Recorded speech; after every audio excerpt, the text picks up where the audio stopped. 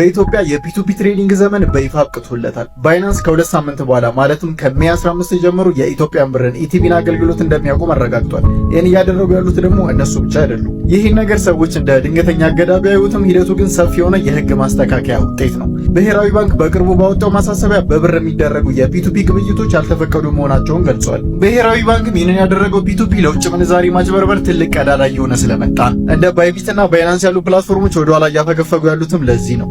በቀላል አማርኛ መንግስት ሁሉንም ሰው ወደ ህጋዊና ግብር ወደሚከፍልበት መንገድ ለማስገባት ሲል ይህን የፒቱፒ መንገድ እየዘጋ ነው። በነገራችን ላይ በክሪፕቶ ላይ ታክስ ከኬንያ ጀምሮ እስካደጉት ሀገራት ኖርማል ነው። ኢትዮጵያ በአሁኑ ወቅት ለዲጂታል አሴት የሚሆን አጠቃላይ የህግ ማዕቀፍ እያረቀቀች ነው። መንግስት ቴክኖሎጂን ለማጥፋት ሳይሆን መሰረተ ልማቱን ለመቆጣጠር ነው እየሞከረ ያለው። ፕላስ ዓለም በክሪፕቶ ዙሪያ እየሄደችበት ባለበት መንገድ የእኛም ሀገር የረቀቀ ህግና ደንብ እንደሚወጣ ተስፋ አድርጋለሁ። እስከዛው ግን ክሪፕቶዎቹ አሁንም በዋሌታችሁ ውስጥ በሰላም አለ። ነገር ግን ወደ ብር የመቀየር እድላችሁ የ2 ሳምንት የጊዜ ገደብ ተቀምጦበታል። አይ ሌላ መንገድ እንጠቀማለን ካላችሁ ደግሞ the risk is up to you።